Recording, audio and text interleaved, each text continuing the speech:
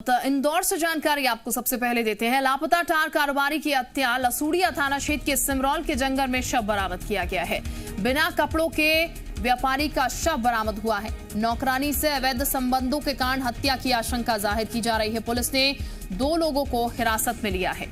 तो ये फिलहाल हम आपको बता दें, इंदौर से जानकारी, जहां पर एक व्यापारी का शव जो है नग्न अवस्था में बरामद किया गया और ये कहा जा रहा है नौकरानी से अवैध संबंध थे, जिसके चलते हो सकता है ये हत्या की गई हो।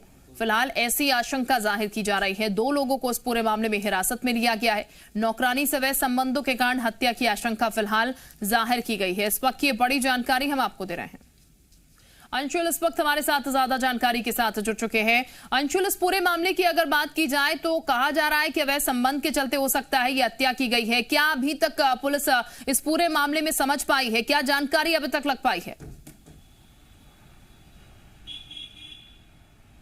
जी बिल्कुल, आपको बता दूं कि जिस तरह से 3 दिन पहले रस्मी ढंग से आरोपी जो हैं वो लापता हुए थे और उसके बाद लगातार पुलिस पूरे मामले की जांच कर रही थी। उसके बाद आज खुलासा हुआ है कि व्यापारी का शव मिला है और शव मिलने के बाद पुलिस ने 2 संदेहियों को हिरासत में लिया है। ये दोनों संदेही व्यापारी की नौकरानी और उसके पति ही हैं, जिन्हें हिरासत में लेकर उनसे पूछताछ की जा रही है। और पुलिस को पुख्ता यह सबूत भी मिले हैं कि व्यापारी और नौकरानी जो है उसके बीच कुछ अनबन हुई थी। उसके बाद व्यापारी को नौकरानी और उसके पति ने मिलने के लिए बुलाया था और उसके बाद व्यापारी को लेकर वह इंदौर से मोटरसाइकिल पर रवाना हुए थे।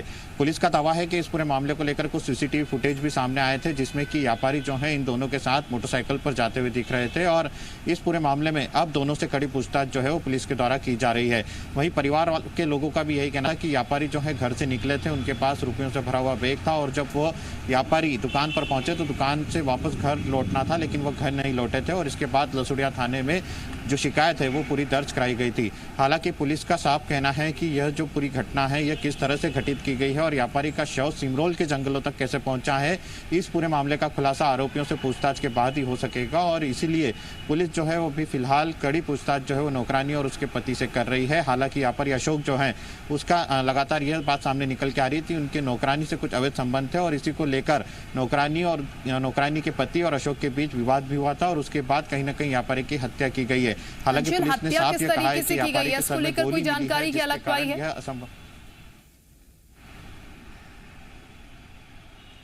जी बिल्कुल, आपको बता दूं कि पुलिस का साफ कहना है कि जो हत्या की गई है वह गोली मारकर हत्या की गई है और व्यापारी के शरीर में भी गोली जो है वो प्राप्त हुई है। और गोली मारने के बाद व्यापारी का शव जो है वो सिमरौल के जंगलों में 500 फीट गहरी खाई में फेंका गया था, जिससे कि व्यापारी का कुछ पता न चल सके।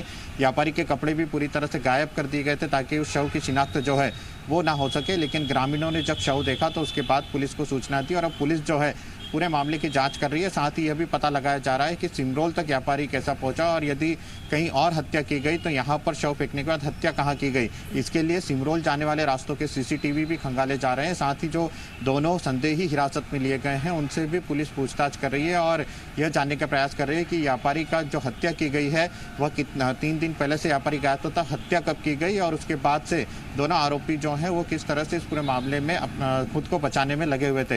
हालांकि पुलिस का साफ ये कहना है कि अभी जिन संदेहियों से पूछताछ हो रही है उसके बारे में कुछ भी कहा नहीं जा सकता है। यह नहीं कहा जा सकता कि इन्हीं लोगों के द्वारा हत्या की गई और इसी को लेकर पुलिस जो है उनसे पूछताछ कर रही है। यहाँ पर जैसा कि कहा जा रहा है कि अवैध संबंध के चलते हत्या की गई है। मृतक के परिजनों से बातचीत क्या हो पाई है? पुलिसकर्मियों ने क्या जानकारी जुटाई है अभी तक? क्या मृतक के परिजनों को भी इन संबंधों के बारे में पता था?